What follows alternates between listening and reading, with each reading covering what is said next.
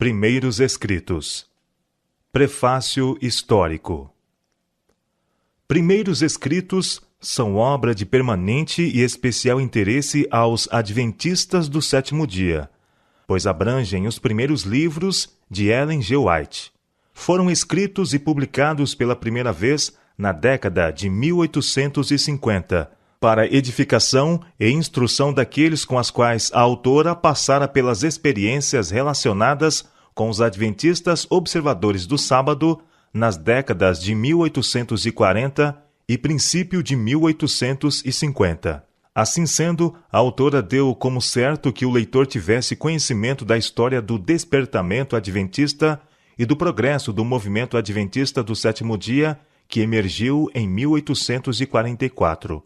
Consequentemente, as experiências daquele tempo, bem compreendidas, são, em alguns casos, apenas mencionadas, empregando-se expressões que, para ser corretamente compreendidas, têm de ser consideradas na contextura da história dos adventistas observadores do sábado daqueles anos iniciais. Em 1858, escrevendo da proclamação das mensagens dos três anjos de Apocalipse 14, Ellen White trata das experiências dos que participaram da obra e tira lições dessas experiências, em vez de, como seria de esperar, dar uma bem definida apresentação do caráter destas mensagens. Ela, por vezes, emprega expressões hoje pouco usadas como adventistas nominais, porta fechada, porta aberta e etc. Hoje estamos afastados mais de um século daqueles tempos heróicos. O leitor deve conservar isto bem claro na mente.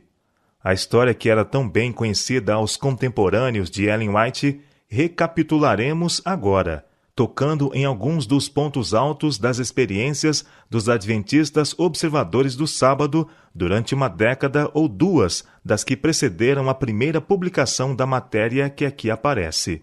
Nos parágrafos iniciais, a Sra. White faz breve referência à sua conversão e sua experiência cristã na infância. Fala também de haver assistido à conferência sobre a doutrina bíblica quanto ao esperado advento pessoal de Cristo, que se julgava estar muito próximo. O grande despertamento adventista, ao qual tão breve referência é aqui feita, foi um movimento de alcance mundial. Apareceu em resultado de cuidadoso estudo das passagens proféticas da parte de muitos e a aceitação das boas novas da vinda de Jesus por grande número de pessoas através do mundo. O grande despertamento adventista. Foi, porém, nos Estados Unidos que a mensagem do advento foi mais vastamente proclamada e recebida. Sendo as profecias bíblicas referentes à volta de Jesus aceita por homens e mulheres eruditos de muitas profissões religiosas, resultou daí um grande número de fervorosos crentes adventistas. Convém notar, todavia, que não se formou nenhuma organização religiosa separada e distinta. A esperança do advento levou a profundos avivamentos religiosos que beneficiaram todas as igrejas protestantes, levando muitos céticos e incrédulos a confessar em público sua fé na Bíblia e em Deus. Ao aproximar-se o movimento de seu ponto alto, na primeira década dos anos de 1840, várias centenas de ministros uniram-se na proclamação da mensagem. Na liderança achava-se Guilherme Miller, que viveu na extremidade oriental do estado de Nova York. Era ele homem preeminente na comunidade, empenhado na lavoura como seu meio de vida. Apesar de uma rica base religiosa, na juventude tornou-se cético. Perdeu a fé na palavra de Deus e adotou teorias deístas. Quando, um domingo de manhã, leu um sermão na Igreja Batista, o Espírito Santo tocou-lhe o coração e foi levado a aceitar a Jesus Cristo como seu Salvador. Miller pôs-se a estudar a palavra de Deus, resolvido a descobrir na Bíblia uma resposta satisfatória a todas as suas dúvidas e aprender por si mesmo as verdades expostas em suas páginas. Por 2 anos dedicou ele muito de seu tempo ao estudo das Escrituras, versículo por versículo. Resolveu não passar a estudar o versículo seguinte enquanto não achasse uma explicação satisfatória daquele que estava estudando. tinha à sua frente unicamente a Bíblia e uma concordância. Com o tempo, seu estudo chegou às profecias da segunda vinda de Cristo, literal e pessoal. Também se empenhou muito no estudo das grandes profecias acerca de tempo, particularmente dos 2.300 dias de Daniel 8 e 9, que ele vinculava à profecia de Apocalipse 14 e à mensagem do anjo a proclamar a hora do juízo divino. Neste volume, na página 229, a Sra. White declara que Deus enviou seu anjo para comover o coração de Guilherme Miller, a fim de levá-lo a pesquisar as profecias. Em sua juventude, a Sra. White ouviu Miller em 2 séries de conferências, na cidade de Portland, no Maine. Sentiu no coração uma profunda e duradoura impressão. Deixemos que ela nos exponha o cálculo das profecias, como o pastor Miller os apresentou ao seu auditório. Por isso, nos volvemos ao livro posterior da Sra. White, O Grande Conflito. O cálculo dos períodos proféticos. A profecia que mais claramente parecia revelar o tempo do segundo advento era a de Daniel 8,14. Até 2.300 tardes e manhãs, e o santuário será purificado. Seguindo sua regra de fazer as Escrituras o seu próprio intérprete, Miller descobriu que um dia na profecia simbólica representa um ano. Viu que o período de 2.300 dias proféticos, ou anos literais, se estenderia muito além do final da dispensação judaica, donde o não poder ele referir-se ao santuário daquela dispensação. Miller aceitou a opinião geralmente acolhida de que na era cristã a terra é o santuário e, portanto, compreendeu que a purificação do santuário predita em Daniel 8,14 representa a purificação da terra pelo fogo, a segunda vinda de Cristo. Se, pois, se pudesse encontrar o exato ponto de partida para os 2.300 dias, concluiu que se poderia facilmente determinar a ocasião do segundo advento. Assim se revelaria o tempo daquela grande consumação, tempo em que as condições presentes, com todo o seu orgulho, poder, pompa e vaidade, impiedade e opressão, viriam ao fim, que a maldição se removeria da terra, a morte seria destruída, dar-se-ia o galardão aos servos de Deus, os profetas e os santos, e aos que temem o seu nome, e seriam destruídos os que devastam a terra. Com novo e mais profundo fervor, Miller continuou o exame das profecias, dedicando dias e noites inteiras ao estudo do que agora lhe parecia de tão estupenda importância e absorvente interesse. No capítulo 8º de Daniel, ele não pôde achar nenhum fio que guiasse ao ponto de partida dos 2.300 dias. O anjo Gabriel, conquanto tivesse recebido ordem de fazer com que Daniel compreendesse a visão, deu-lhe apenas uma explicação parcial.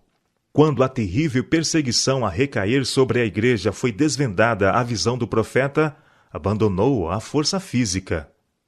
Não pôde suportar mais, e o anjo o deixou por algum tempo. Daniel enfraqueceu e esteve enfermo alguns dias. Espantei-me acerca da visão, disse ele, e não havia quem a entendesse. Deus ordenou, contudo, a seu mensageiro: dá a entender a este a visão. A incumbência deveria ser satisfeita. Em obediência a ela, o anjo, algum tempo depois, voltou a Daniel dizendo: agora saí para fazer-te entender o sentido. Toma, pois, bem sentido na palavra e entende a visão. Daniel capítulo 9, versos 22 e 23. Havia na visão do capítulo 8 um ponto importante que tinha sido deixado sem explicação, a saber, o que se refere ao tempo, ou seja, ao período dos 2.300 dias. Portanto, o anjo, reencetando a explicação, ocupa-se principalmente do assunto do tempo. 70 semanas estão determinadas sobre o teu povo e sobre a tua cidade. Sabe e entende. Desde a saída da ordem para restaurar e para edificar Jerusalém, até o Messias, o príncipe, 7 semanas e 62 semanas. As ruas e as tranqueiras se reedificarão, mas em tempos angustiosos. E depois das 62 semanas será tirado o Messias, e não será mais. E ele firmará um concerto com muitos por 1 semana, e na metade da semana fará cessar o sacrifício e a oferta de manjares. Daniel capítulo 9, versos 24 a 27. O anjo foi enviado a Daniel com o expresso fim de lhe explicar o ponto que tinha deixado de compreender na visão do capítulo 8, a saber, a declaração relativa ao tempo. Até 2.300 tardes e manhãs, e o santuário será purificado. Depois de mandar Daniel tomar bem sentido na palavra e entender a visão, as primeiras declarações do anjo foram: 70 semanas estão determinadas sobre o teu povo e sobre a tua santa cidade. A palavra aqui traduzida determinadas significa literalmente separadas. 70 semanas representando 490 anos, declara o anjo estarem separadas, referindo-se especialmente aos judeus. Mas separadas de quê? Como os 2.300 dias foram o único período de tempo mencionado no capítulo 8, deve ser o período de que as 70 semanas se separam. Estas devem ser, portanto, uma parte dos 2.300 dias, e os dois períodos devem começar juntamente. Declara o anjo datarem as 70 semanas da saída da ordem para restaurar e edificar Jerusalém. Se pudesse encontrar a data desta ordem, estaria estabelecido o ponto de partida do grande período dos 2.300 dias. No 7º capítulo de Esdras, acha-se o decreto. Esdras, capítulo 7, versos 12 a 26. Em sua forma completa foi promulgada por Atarxerxes, rei da Pérsia, em 457 a.C. Mas em Esdras, capítulo 6, verso 14, se diz ter sido a casa do Senhor em Jerusalém edificada conforme o mandado de Ciro, e de Dário, e de Artaxerxes, rei da Pérsia. Estes 3 reis, originando, confirmando e completando o decreto, deram-lhe a perfeição exigida pela profecia para assinalar o início dos 2.300 anos. Tomando-se o ano 457 a.C., tempo em que se completou o decreto, como data da ordem, viu-se ter-se cumprido toda a especificação da profecia relativa às 70 semanas. Desde a saída da ordem para restaurar e para edificar Jerusalém, até o Messias, o príncipe, 7 semanas e 72 semanas, a saber, 69 semanas ou 483 anos. O decreto de Artaxerxes entrou em vigor no outono de 457 a.C. A partir desta data, 483 anos estendem-se até o outono do ano 27 de nossa era. Naquele tempo, esta profecia se cumpriu. A palavra Messias significa o ungido. No outono do ano 27 de nossa era, Cristo foi batizado por João e recebeu a unção do Espírito. O apóstolo São Pedro testifica que Deus ungiu a Jesus de Nazaré com o Espírito Santo e com virtude. Atos capítulo 10, verso 38. E o próprio Salvador declarou: O Espírito do Senhor é sobre mim, pois que me ungiu para evangelizar os pobres. São Lucas capítulo 4, verso 18. Depois de seu batismo, ele foi para Galiléia, pregando o evangelho do reino de Deus e dizendo: O tempo está cumprido. São Marcos capítulo 1, versos 14 e 15. E ele firmará concerto com muitos por uma semana. A semana a que há referência aqui é a última das 70. São os últimos 7 anos do período concedido especialmente aos judeus. Durante esse tempo, que se estende do ano 27 ao ano 34 de nossa era, Cristo, a princípio em pessoa e depois pelos seus discípulos, dirigiu o convite do Evangelho especialmente aos judeus. Ao saírem os apóstolos com as boas novas do reino, a recomendação do Salvador era: Não ireis pelos caminhos das gentes, nem entrareis em cidades de samaritanos, mas ide às ovelhas perdidas da casa de Israel. São Mateus capítulo 10, versos 5 e 6. Na metade da semana fará cessar o sacrifício e a oferta de manjares. No ano 31 de nossa era, 3 anos e meio depois de seu batismo, nosso Senhor foi crucificado. Com o grande sacrifício oferecido sobre o Calvário, terminou aquele sistema cerimonial de ofertas que durante 4.000 anos havia apontado para o Cordeiro de Deus. O tipo alcançou o antítipo, e todos os sacrifícios e ofertas daquele sistema cerimonial deveriam cessar. As 70 semanas ou 490 anos, especialmente conferidas aos judeus, terminaram, como vimos, no ano 34. Naquele tempo, pelo ato do Sinédrio judaico, a nação selou sua recusa do Evangelho, pelo martírio de Estevão e perseguição aos seguidores de Cristo. Assim, a mensagem da salvação, não mais restrita ao povo escolhido, foi dada ao mundo. Os discípulos, forçados pela perseguição a fugir de Jerusalém, iam por toda parte, anunciando a palavra. Felipe desceu à cidade de Samaria e pregou a Cristo. Pedro, divinamente guiado, revelou o Evangelho ao centurião de Cesareia, Cornélio, que era temente a Deus. E o ardoroso Paulo, ganho à fé cristã, foi incumbido de levar as alegres novas aos gentios de longe. Até aqui, cumpriram-se de maneira surpreendente todas as especificações das profecias e fixa-se o início das 70 semanas inquestionavelmente no ano 457 a.C. e seu termo no ano 34 de nossa era. Por estes dados não há dificuldade em achar-se o final dos 2.300 dias. Tendo sido as 70 semanas, ou 490 dias, separadas dos 2.300 dias, ficaram restando 1.810 dias. Depois do fim dos 490 dias, os 1.810 dias deveriam ainda cumprir-se. Contando do ano 34 de nossa era, 1.810 anos se estendem a 1.844. Consequentemente, os 2.300 dias de Daniel 8,14 terminaram em 1844. Ao expirar este grande período profético, o santuário será purificado, segundo o testemunho do anjo de Deus. Deste modo, foi definitivamente indicado o tempo da purificação do santuário, que quase universalmente se acreditava ocorresse por ocasião do segundo advento.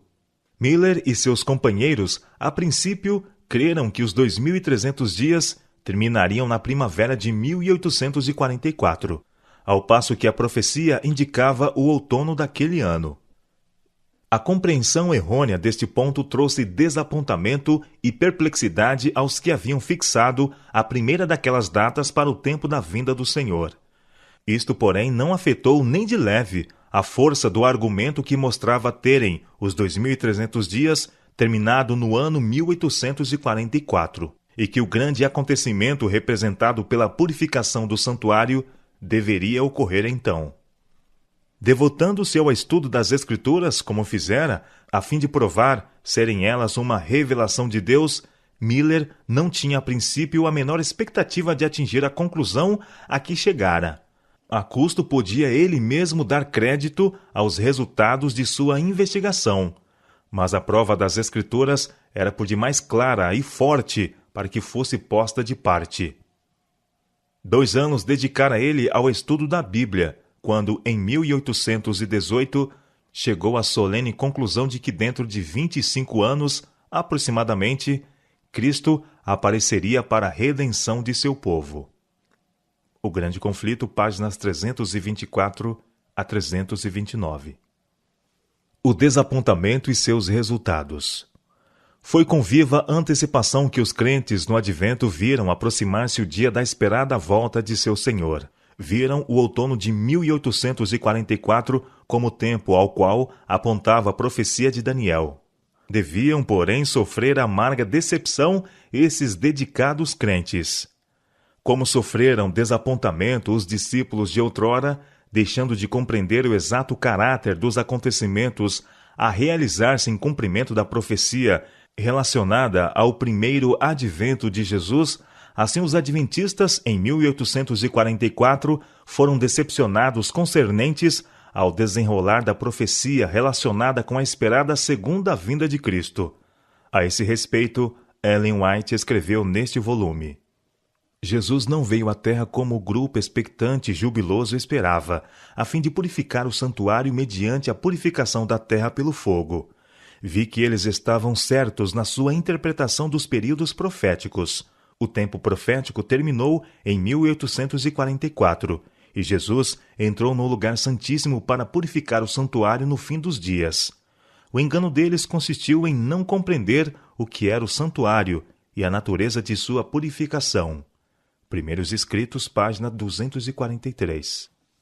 Quase imediatamente após o desapontamento de 22 de outubro, muitos crentes e ministros que se haviam associado à proclamação da mensagem do Advento se afastaram. Alguns deles se haviam unido ao movimento em grande parte por temor, e passado o tempo da expectativa, abandonaram a esperança e desapareceram. Outros foram arrastados pelo fanatismo. Cerca da metade do grupo adventista apegou-se à confiança de que logo Cristo apareceria nas nuvens do céu. No caso do desprezo e ridículo sobre eles cumulados pelo mundo, julgaram ver evidências de que passara o dia de graça para o mundo. Essas pessoas criam firmemente que a volta do Senhor estava muito próxima. Mas, como os dias se fizeram semanas e o Senhor não aparecia, desenvolveu-se uma divisão de opiniões, e esse grupo se dividiu. Uma parte, numericamente grande, assumiu a posição de que a profecia não se cumprira em 1844 e de que devia ter havido um engano no cálculo dos períodos proféticos. Começaram a fixar a atenção em uma futura data específica para o acontecimento.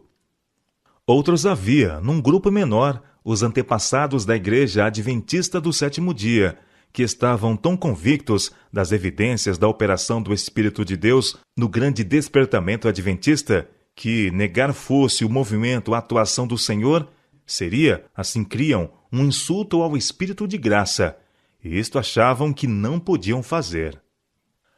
É dada uma visão a Ellen Harmon. A experiência desse grupo de crentes e a obra que deviam fazer acharam eles retratada nos últimos versículos de Apocalipse 10. Devia ser revivida a expectação do advento. Deus os guiara até ali. Guiava-os ainda. Havia em seu meio uma jovem, de nome Ellen Harmon, que em dezembro de 1844, mal 2 meses após o desapontamento, recebeu de Deus uma revelação profética. Nessa visão, o Senhor descreveu-lhe a jornada do povo do Advento para a Nova Jerusalém. Conquanto essa visão não explicasse a razão do desapontamento, explicação esta que só podia provir do estudo da Bíblia, ela deu-lhes a certeza de que Deus os estava guiando e continuaria a guiá-los em sua peregrinação rumo da cidade celestial.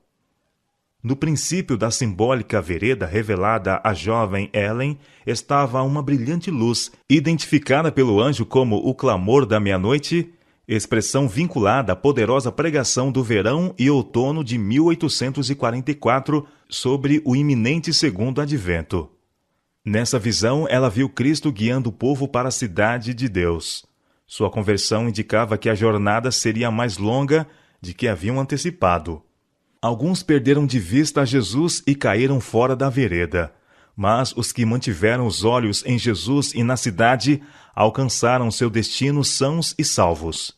Isto é o que se vê apresentado em Minha Primeira Visão, nas páginas 13 a 17. 2 grupos de adventistas. A princípio, apenas alguns foram identificados como pertencendo ao grupo que avançava, numa luz cada vez mais brilhante. Pelo ano de 1846, seu número alcançava cerca de 50. O grupo maior, que abandonara a confiança no cumprimento da profecia em 1844, contava aproximadamente 30.000.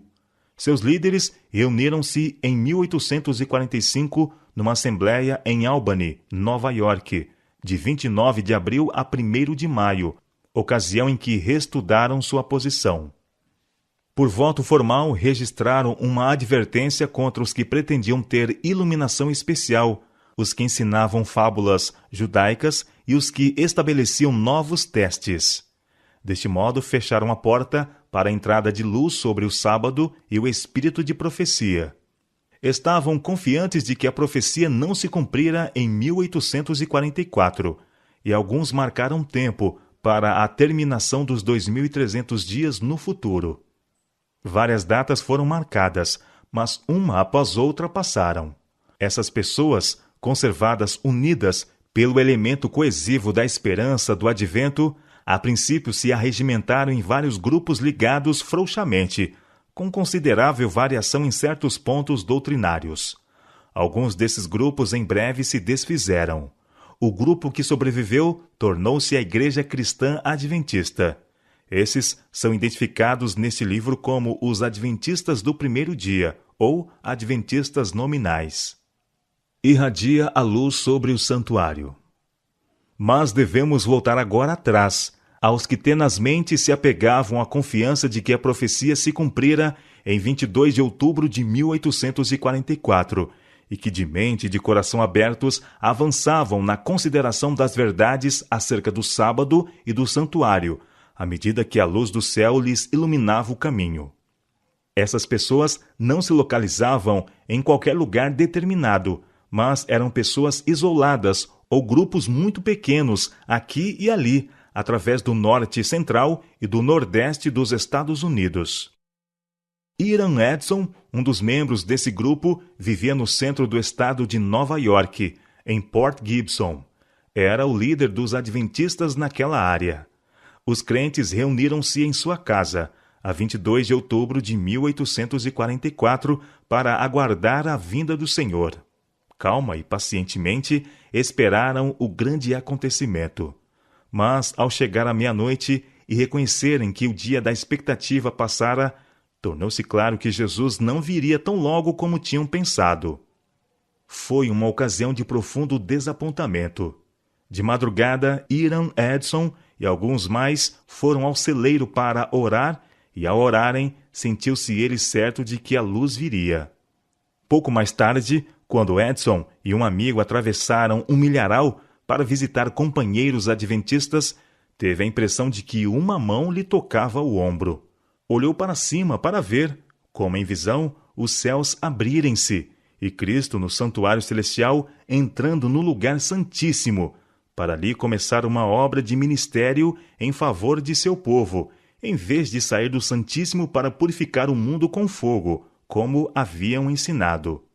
O cuidadoso estudo da Bíblia por Hiram Edson, F. B. Hahn, médico, e O. R. L. Crozier, professor, logo revelou que o santuário a ser purificado no final dos 2.300 dias não era a terra, mas o tabernáculo do céu, com Cristo a ministrar em nosso favor no lugar santíssimo.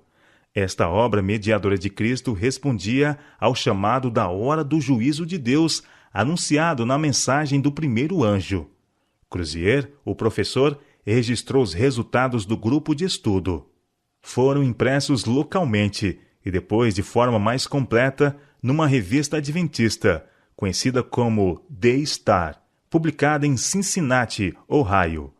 Um número especial, datado de 7 de fevereiro de 1846, foi dedicado inteiramente a esse estudo bíblico sobre a questão do santuário. Verdades confirmadas por visão.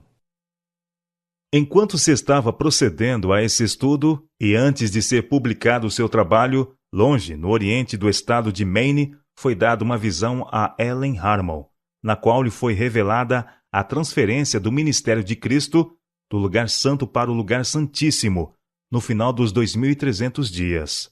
O registro dessa visão encontra-se em Primeiros Escritos, páginas 54 a 56.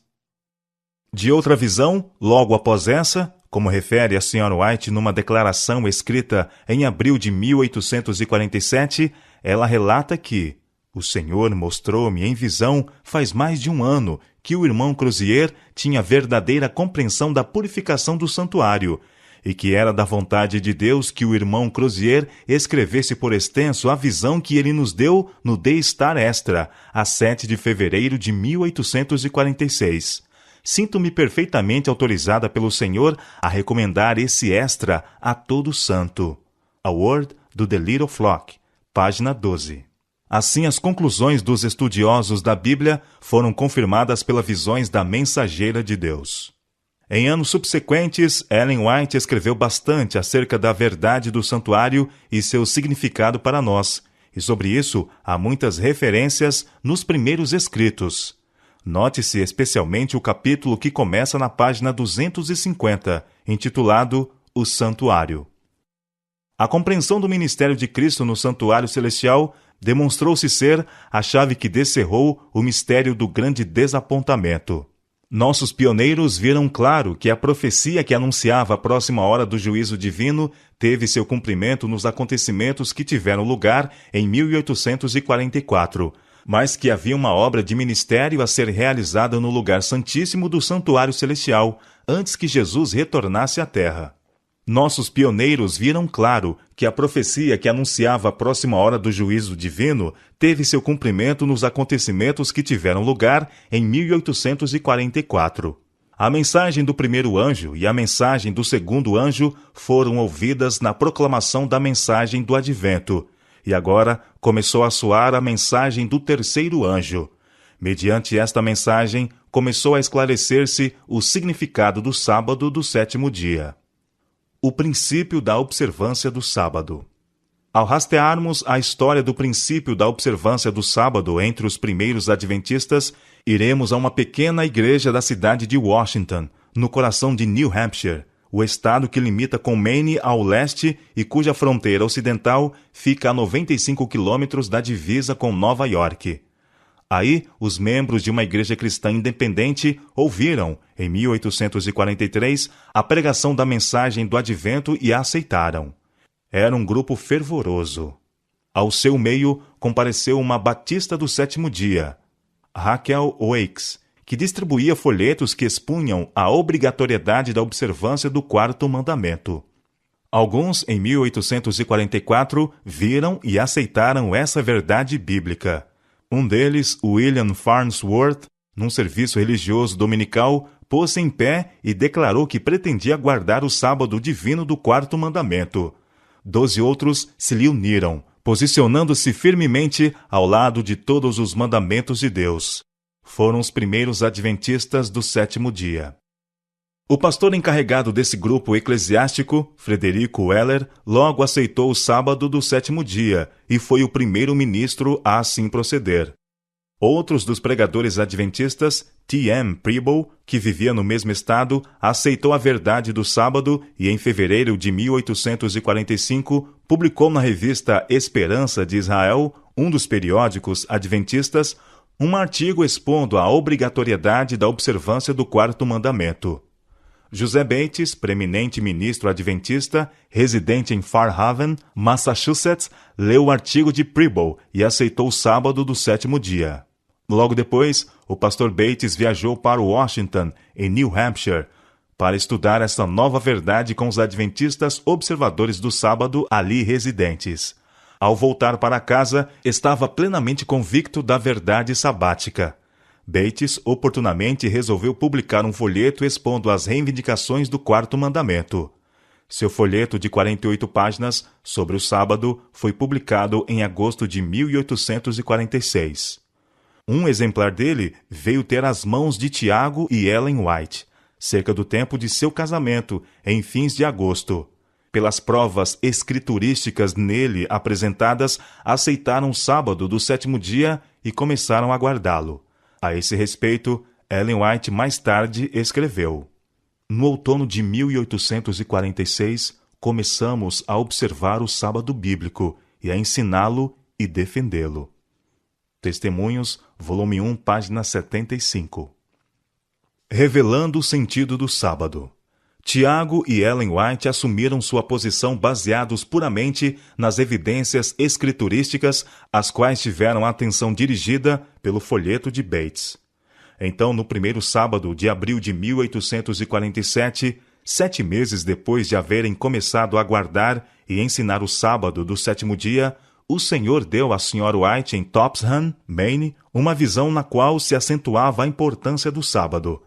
Ela viu as tábuas da lei na arca do santuário celestial e um halo de luz circundando o quarto mandamento. Confirmou-se a posição previamente assumida, decorrente do estudo da palavra de Deus. A visão também ajudou a ampliar o conceito dos crentes quanto à observância do sábado. Nessa revelação, a Sra. White foi conduzida ao período final do tempo, e viu o sábado como a grande verdade comprovadora segundo a qual os homens decidem se devem servir a Deus ou servir a um poder apóstata. Olhando retrospectivamente para 1874, ela escreveu sobre esse caso. Crie na verdade quanto à questão do sábado antes de ter visto o que quer que fosse em visão relativa ao sábado. Só meses depois de ter começado a guardar o sábado, foi que me foi mostrada sua importância e seu lugar na terceira mensagem angélica. Ellen G. White, carta número 2, 1874. As importantes conferências sobre o sábado. Por providência de Deus, os vários ministros observadores do sábado, que lideraram o ensino dessas verdades recentemente descobertas com vários de seus seguidores, reuniram-se em 1848 em 5 conferências sobre o sábado. O pastor Bates, o apóstolo da verdade sobre o sábado, tomou a liderança em advogar a obrigatoriedade da guarda desse dia. Hiram Edson e seus associados, que assistiram a algumas conferências, foram positivos em sua apresentação da verdade sobre o santuário. Tiago White, cuidadoso estudante da profecia, focalizou sua atenção nos acontecimentos que têm de realizar-se antes que Jesus volte. Nessas reuniões foram enfeixadas as principais doutrinas mantidas hoje pelos adventistas do sétimo dia. Recordando esses incidentes, Ellen White escreveu: Muitos de nosso povo não reconhecem quão firmemente foram lançados os alicerces de nossa fé. Meu esposo, o pastor Bates, o pai Pierce, o pastor Hiram Edson e outros que eram inteligentes, nobres e verdadeiros, achavam-se entre os que, expirando o tempo em 1844, buscavam a verdade como a tesouros escondidos. Reunia-me com eles e estudávamos e orávamos fervorosamente. Muitas vezes ficávamos reunidos até alta noite e às vezes a noite toda, pedindo luz e estudando a palavra. Repetidas vezes, esses irmãos se reuniram para estudar a Bíblia, a fim de que conhecessem seu sentido e estivessem preparados para ensiná-la com poder. Quando, em seu estudo, chegavam a ponto de dizerem: Nada mais podemos fazer. O Espírito do Senhor vinha sobre mim, e eu era arrebatada em visão, e era-me dada uma clara explanação das passagens que estivéramos estudando, com instruções quanto à maneira em que devíamos trabalhar e ensinar eficientemente. Assim nos foi proporcionada luz que nos ajudou a compreender as passagens acerca de Cristo, sua missão e sacerdócio. Foi-me tornada clara uma cadeia de verdades que se estendia daquele tempo até ao tempo em que entraremos na cidade de Deus, e transmiti aos outros as instruções que o Senhor me dera. Durante todo o tempo eu não podia compreender o arrazoamento dos irmãos. Minha mente estava, por assim dizer, fechada. Não podia compreender o sentido das passagens que estudávamos. Esta foi uma das maiores tristezas de minha vida. Fiquei nesse estado de espírito até que nos fossem tornados claros todos os pontos principais de nossa fé e em harmonia com a palavra de Deus. Os irmãos sabiam que, quando não em visão, eu não compreendia esses assuntos e aceitaram como luz direta do céu as revelações dadas. Mensagens Escolhidas, volume 1, páginas 206 e 207. Assim, o alicerce da Igreja Adventista do Sétimo Dia foi lançado mediante o fiel estudo da Palavra de Deus, e quando os pioneiros se viam incapazes de avançar, Ellen White recebia luz que ajudava a explanar a dificuldade e abria caminho para o estudo continuar. As visões também aplicavam a marca da aprovação de Deus nas conclusões corretas. Assim, o dom profético agia como corretor de erros e confirmador da verdade. Os pioneiros começam a publicar. Logo depois de realizada a quinta dessas conferências sobre o sábado, realizadas em 1848, celebrou-se outra reunião no lar de Otis Nichols, em Dorchester, próximo de Boston, Massachusetts. Os irmãos estavam estudando e orando acerca de sua responsabilidade de disseminar a luz que o Senhor fizera incidir em sua vereda. Ao estudarem, Ellen White foi tomada em visão, e nessa revelação foi-lhe mostrado o dever de publicar essa luz. Ela conta o incidente em Vidas e Ensinos. Depois da visão, eu disse ao meu esposo: tenho uma mensagem para ti. Deves começar a publicar um pequeno jornal e mandá-lo ao povo. Que seja pequeno a princípio, mas, lendo o povo, mandar-te-ão meios com que imprimi-lo, e alcançará bom êxito desde o princípio. Desde este pequeno começo, foi-me mostrado assemelhar-se a torrentes de luz que circundavam o mundo. Vida e Ensinos, página 127. Aí está um chamado à ação. Que poderia fazer Tiago White? Possuía poucos bens deste mundo, mas a visão era uma diretiva divina e sentiu-se compelido a ir em frente, pela fé. Assim, com sua Bíblia e concordância de 75 centavos, livros já com capas rasgadas, Tiago White pôs-se a preparar os artigos sobre a verdade do sábado e outros tópicos semelhantes, para imprimi-los em um pequeno periódico. Tudo isso tomou tempo, mas, afinal, ele apresentou os originais a um impressor de Middleton, Connecticut, o qual se mostrou disposto a confiar em seu pedido. Os artigos foram compostos, lidas as provas, e imprimiram-se 1000 exemplares do periódico.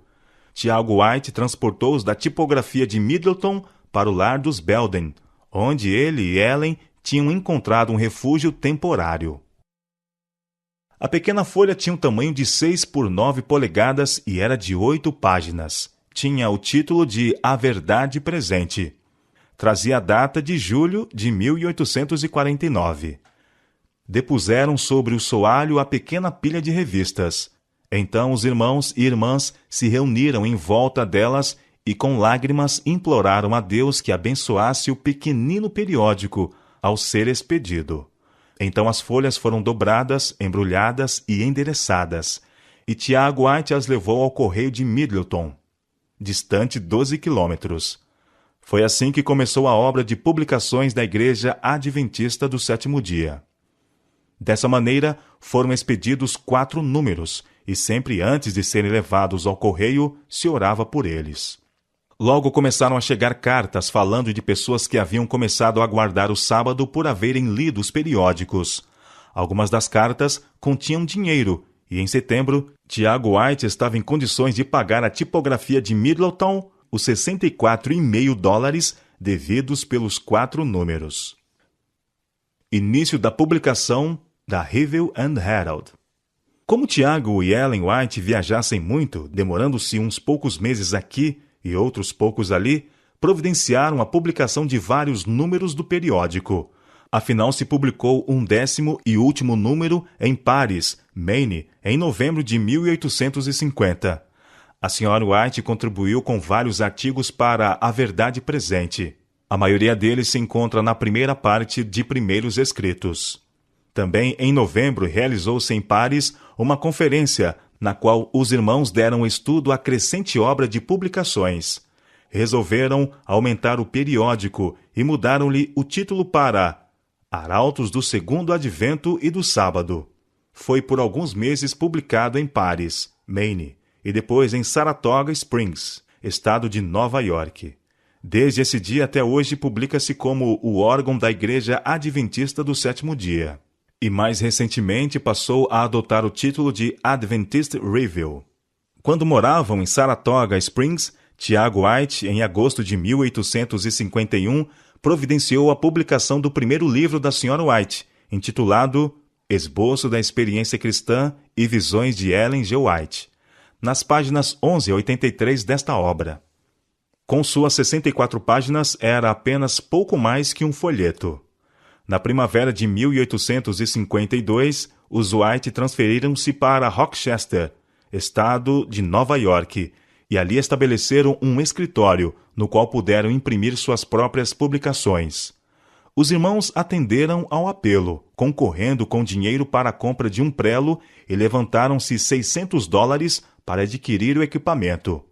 Quão felizes se sentiram os primitivos crentes quando nossas publicações puderam ser impressas num prelo observador do sábado. Por um pouco mais de 3 anos viveram em Rochester e ali publicaram a mensagem.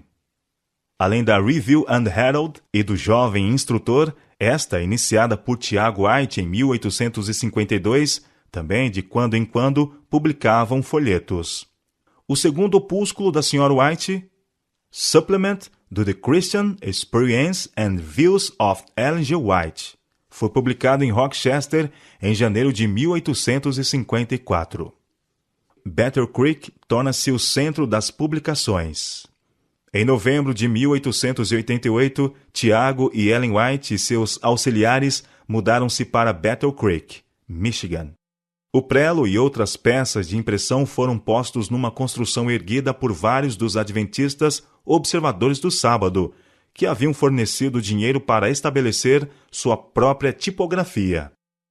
Ao desenvolver-se o trabalho naquela cidadezinha, Battle Creek tornou-se a natural sede da Igreja Adventista do Sétimo Dia. Mas foi com dificuldade que Tiago White manteve a obra de publicações. Ao considerarmos os antecedentes dos primeiros escritos, convém notar que os primeiros adventistas observadores do sábado, a princípio, sentiam a responsabilidade de alcançar com a verdade do sábado unicamente seus irmãos antigos, do grande despertamento adventista, isto é, aqueles que tinham ficado com eles no espaço da primeira e segunda mensagens angélicas. Consequentemente, por cerca de 7 anos depois de 1844, seus trabalhos foram em grande parte em favor dos adventistas que não se tinham ainda posto ao lado da terceira mensagem angélica. Aos que estão familiarizados com as circunstâncias, isto é compreensível. A porta fechada e a porta aberta. Nos empenhos especiais que se fizeram por proclamar a mensagem do Advento no verão de 1844, os líderes do movimento tinham visto sua própria experiência retratada na parábola das 10 virgens, relatada em São Mateus capítulo 25. Houve um tempo de tardança, seguido do clamor. Eis o noivo, saí a seu encontro. A isto se chamavam comumente o clamor da meia-noite. Em sua primeira visão, esse foi mostrado à Sra. White como uma brilhante luz posta atrás dos adventistas no começo da vereda. Na parábola, leiam que os que estavam prontos entraram com o noivo para as festas das bodas, e fechou-se a porta. Concluíram, portanto, que a 22 de outubro de 1844, a porta da misericórdia se fechou para os que deixaram de aceitar a mensagem que tão vastamente se proclamara. Alguns anos mais tarde, Ellen White assim comentou o caso. Depois de passado o tempo em que era esperado nosso Salvador, acreditavam eles ainda estar próximo à sua vinda. Mantinham a opinião de haverem chegado a uma crise importante e de que cessara a obra de Cristo como intercessor do homem perante Deus. Parecia-lhes ser ensinado nas Escrituras Sagradas que o tempo de graça do homem terminaria um pouco antes da própria vinda do Senhor nas nuvens do céu. Isto parecia evidenciar-se das passagens que indicavam o tempo em que os homens hão de procurar, bater e clamar à porta da graça, mas esta não se abrirá. E surgiu entre eles a questão de saber se a data em que haviam aguardado a vinda de Cristo não marcaria porventura o começo desse período que deveria preceder imediatamente a sua vinda. Tendo dado a advertência da proximidade do juízo, sentiam que sua obra em favor do mundo se achava feita, e não mais sentiam um dever de trabalhar pela salvação dos pecadores, enquanto o escárnio, ousado e blasfemo dos ímpios lhes parecia outra evidência de que o Espírito de Deus se retirara dos que rejeitavam a misericórdia divina. Tudo isto os confirmava na crença de que o tempo da graça findara, ou como eles então o exprimiam, a porta da graça se fechara. O Grande Conflito, páginas 428 e 429. Então a Sra. White continua a mostrar como a luz começou a brilhar quanto a esta questão. Uma luz mais clara, porém, surgiu pela investigação do assunto do santuário. Viam agora que estavam certos em crer que o fim dos 2.300 dias, em 1844, assinalava uma crise importante. Mas, conquanto fosse verdade que se achasse fechada a porta da esperança e graça pela qual os homens durante 1.800 anos encontraram acesso a Deus, outra porta se abrira e oferecia-se o perdão dos pecados aos homens, mediante a intercessão de Cristo no lugar santíssimo. Encerrara-se uma parte de seu ministério apenas para dar lugar à outra. Havia ainda uma porta aberta para o santuário celestial, onde Cristo estava a ministrar pelo pecador. Via-se agora a aplicação das palavras de Cristo no Apocalipse, dirigida à igreja, nesse mesmo tempo. Isto diz o que é santo, o que é verdadeiro, o que tem a chave de Davi, o que abre e ninguém fecha, e fecha e ninguém abre. Eu sei as tuas obras, e eis que diante de ti pus uma porta aberta, e ninguém a pode fechar. Apocalipse capítulo 3, versos 7 e 8. Os que pela fé seguem a Jesus na grande obra da expiação recebem os benefícios de sua mediação em seu favor, enquanto os que rejeitam a luz apresentada neste ministério não são por ela beneficiados. O Grande Conflito, página 429. Os dois caminhos de saída da perplexidade. A Sra. White fala então de como os dois grupos de crentes no Advento se relacionaram com o caso do desapontamento de 22 de outubro de 1844. O transcurso do tempo em 1844 foi seguido de um período de grande prova para os que ainda mantinham a fé do Advento. Seu único alívio, no que dizia respeito ao determinar sua verdadeira posição, era a luz que lhes dirigia o Espírito ao santuário celestial. Alguns renunciaram à fé na contagem anterior dos períodos proféticos e atribuíram a forças humanas ou satânicas a poderosa influência do Espírito Santo que acompanhara o movimento adventista.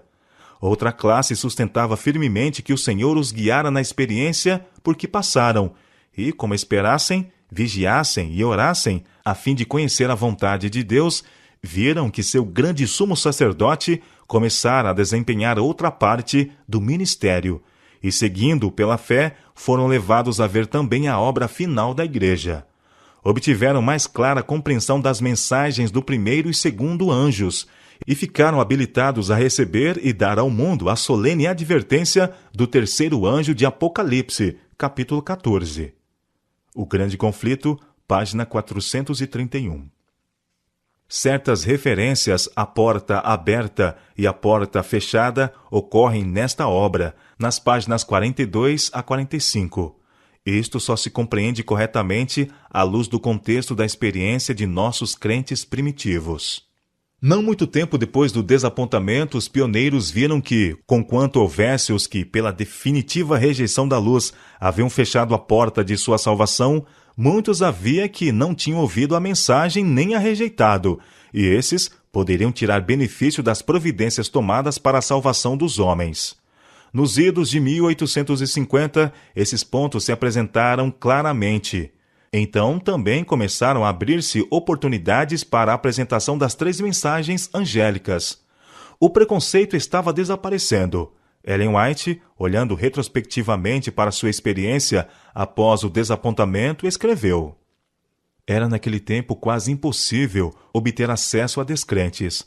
O desapontamento de 1844 confundia a mente de muitos e não davam ouvido a qualquer explanação do caso. Review and Herald, de 20 de novembro de 1883.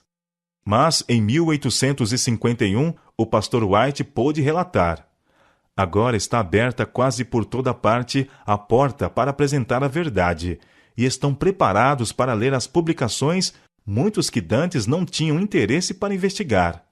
Review and Herald, de 19 de agosto de 1851. Convite para a organização da Igreja. Mas com essas novas oportunidades e com um número maior de pessoas aceitando a mensagem, insinuaram-se em seu meio alguns elementos discordantes. Se esses não tivessem sido detidos, a obra teria sido grandemente prejudicada. Mas aqui, de novo, vemos a providência de Deus a guiar seu povo, pois em 24 de dezembro de 1850, numa visão dada a Ellen White, refere-nos ela: Vi quão grandioso e santo é Deus, disse o anjo. Ande com cuidado diante dele, pois ele é alto e sublime, e o séquito de sua glória enche o templo. Vi que no céu tudo está em perfeita ordem.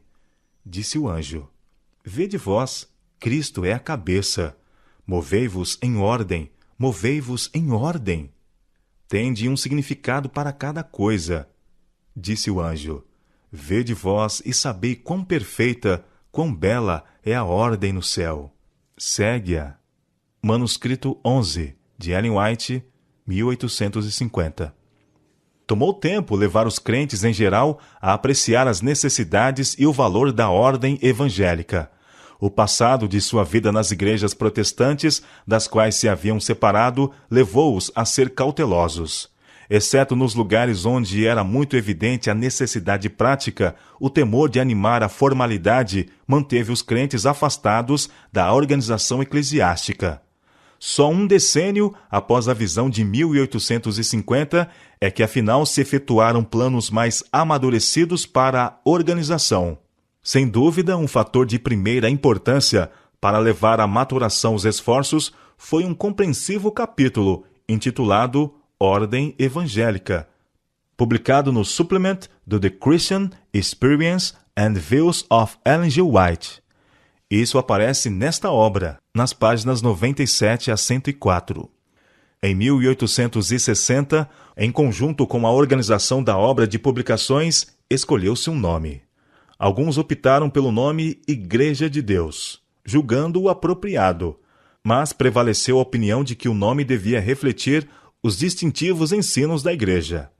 Adotaram o nome de Adventista do Sétimo Dia.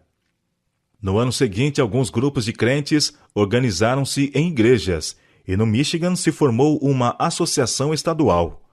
Logo, houve várias associações estaduais. Então, em maio de 1863, organizou-se a Associação Geral dos Adventistas do Sétimo Dia. Isso foi 5 anos após a publicação dos primeiros escritos. Já nos referimos à mudança da obra de publicações de Rochester, Nova York, para Battle Creek, Michigan, em novembro de 1855. O pastor White e esposa estabeleceram-se em Battle Creek, e depois que a obra ficou bem estabelecida lá, foi-lhes possível continuar suas viagens pelo campo. Foi por ocasião de uma visita ao estado de Ohio, em fevereiro e março de 1858, que foi dada à Sra. White a importante visão do grande conflito, na escola pública de Lovett's Grove. O relato dessa visão, que levou 2 horas, encontra-se em Life Sketches, páginas 161 e 162. Em setembro de 1858 foi publicado Spiritual Gifts, volume 1, O Grande Conflito entre Cristo e seus Anjos e Satanás e seus Anjos. As pequenas publicações dos primeiros 15 anos da obra da Sra. White deviam seguir-se muitos livros maiores, tratando de muitos assuntos de suma importância aos que guardam os mandamentos de Deus e têm a fé de Jesus Cristo.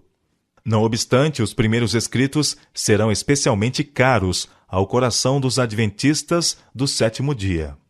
Depositários das publicações de Ellen G. White, Washington, D.C., março de 1963.